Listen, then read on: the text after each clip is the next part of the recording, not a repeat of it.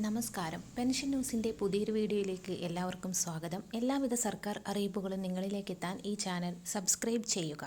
സർക്കാരിൻ്റെ ഏറ്റവും വലിയ സാമ്പത്തിക സഹായമായ സാമൂഹിക സുരക്ഷാ പെൻഷനുകളും സർക്കാർ സഹായത്തോടു കൂടി വിതരണം ചെയ്യുന്ന വിവിധ ക്ഷേമനിധി ബോർഡുകൾ വഴി പെൻഷൻ തുക കൈപ്പറ്റുന്ന ഗുണഭോക്താക്കൾക്കുമുള്ള 2025 വർഷത്തെ ആദ്യത്തെ ആനുകൂല്യവും കുടിശ്ശിക തുകയും വിതരണം ചെയ്യുന്നതിൻ്റെ ഭാഗമായി പെൻഷൻ പട്ടിക നവീകരിക്കുകയും ക്രമക്കേട് കാട്ടി പെൻഷൻ വാങ്ങുന്നവരെ കണ്ടെത്തുന്നതിനുള്ള വ്യാപക പരിശോധന ഇന്നു മുതൽ ആരംഭിക്കുമെന്ന് സംസ്ഥാന സർക്കാർ അറിയിച്ചു. ജനുവരി മാസത്തിലെ പെൻഷൻ തുക വിതരണത്തിലേക്കായി 850 കോടി രൂപ അനുവദിക്കുമെന്നുള്ള ധനവകുപ്പിന്റെ അറിയിപ്പിന് പിന്നാലെയാണ് കർശന പരിശോധനയ്ക്ക് നിർദ്ദേശം നൽകിയത്.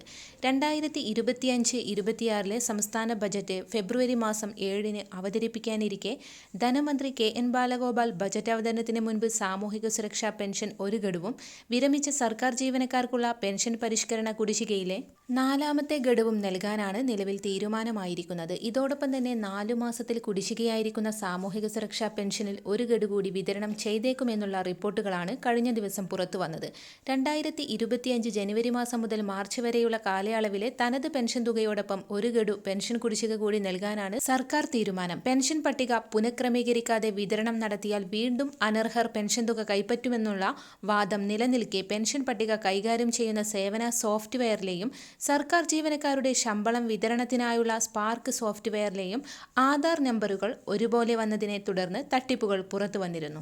31 ഉദ്യോഗസ്ഥരാണ് അനർഹമായി തുക കൈപ്പറ്റിക്കൊണ്ടിരുന്നത്. ഇത്തരത്തിലുള്ള നിരവധി പരാതികൾ ഉയർന്നുവരുന്ന സാഹചര്യത്തിൽ പെൻഷൻ ലിസ്റ്റ് പുനഃക്രമീകരിക്കുന്നതിനായി അനർഹരെ കണ്ടെത്തുന്നതിനായി ധനവകുപ്പ് സമഗ്ര പരിശോധന നടത്തുന്നതിനായി ഇൻഫർമേഷൻ കേരള മിഷൻ നിർദ്ദേശം നൽകിക്കഴിഞ്ഞു. വാർഡ് തല പരിശോധനകളും ഇന്നു മുതൽ ആരംഭിക്കും. മറ്റൊരറിയിപ്പ് 1960 കേരള സർക്കാർ ജീവനക്കാരുടെ പെരുമാറ്റച്ചട്ടങ്ങൾ പ്രകാരം പാർട്ട് ടൈം ജീവനക്കാർ ഒഴികെയുള്ള എല്ലാ സർക്കാർ ജീവനക്കാരും 2024 കലണ്ടർ വർഷത്തെ സ്വത്തുവിവര പത്രിക സ്പാർക്ക് സോഫ്റ്റ്വെയർ മുഖേന ഓൺലൈനായി 2025 ജനുവരി 15 സമർപ്പിക്കണം. വാർഷിക സ്വത്തുവിവര പത്രിക യഥാസമയം സമർപ്പിക്കുന്നതിൽ വീഴ്ച വരുത്തുന്ന ജീവനക്കാരെ സ്ഥാനക്കയറ്റം, സ്ഥലമാറ്റം എന്നിവയ്ക്ക് പരിഗണിക്കുന്നതില്ലെന്നും പ്രസ്തുത വീഴ്ച ശിക്ഷാ നടപടികൾക്ക് കാരണമാകുമെന്നും മുന്നറിയിപ്പ് നൽകുന്നു. എല്ലാവിധ സർക്കാർ അറിയിപ്പുകളും നിങ്ങളിലേക്ക് എത്താൻ ഈ ചാനൽ സബ്സ്ക്രൈബ് ചെയ്യുക.